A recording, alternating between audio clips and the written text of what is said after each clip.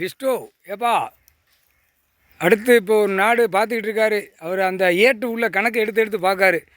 எந்த நாடை கணக்கு பண்ணணும், எந்த நாடு அடிக்க விடணும், எந்த நாடுங்க அவர் கணக்கு வச்சுருப்பார்ப்பா. 7 ஜென்மத்துக்கு முன்னாடி உள்ள கணக்கு. ஏப்பா எல்லாத்துக்கும் நீதிமன்ற கோர்ட்டில் ஜட்ஜி எல்லாத்துக்கும் தெரியும், ஆணுக்கு பெண்ணுக்கு தெரியும். டெல்லியிலேருந்து தமிழ்நாடு வரைக்கும் ஐயா உட்காந்துருக்காரு, நீதிமான் உட்காந்துருக்காரு.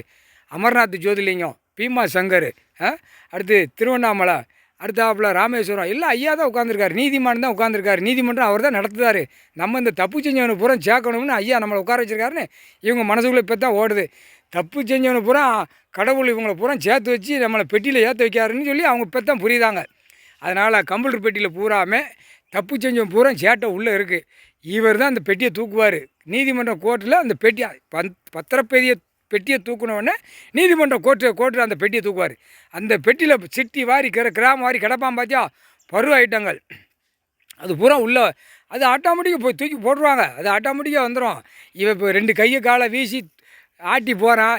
என்னப்பா ஒரு நீதிமன்றம் ஒன்று இருக்குது அப்படின்னா இது மொத்தத்திலே ஒரு கோட்டாறு. இப்போ கடவுளை அவமதிச்சிட்டான். இப்போ 7 ஜென்மமும் அவமதிச்சு தான் வெளியில் ஓடிக்கிட்டு இருக்கான். இப்போ அவர் நீதிமானாக உட்காந்துருக்காரு, ஜட்ஜியாக உட்காந்துருக்காரு. இது எவ்வளோ தூரம் அவமதிப்பு. அப்போ எவ்வளோ சேட்டை பண்ணியிருப்பான் மானிடப்போ. இவனுக்கு என்ன கொடுத்துருக்காரு, உயிர் வாழ்கிறதுக்கு சாப்பாட்டு உணவுக்கு பூமியில் நான் ஒரே பாயிண்டாக கொடுத்துட்டேன்ட்டார். இருக்கிற இடம் ஆடை கொடுத்து இதுதான் இது தவற பறக்கிறதுக்கு உயிர் பலியை திங்கிறதுக்கு நான் கொடுக்கல அப்படின்ட்டார்.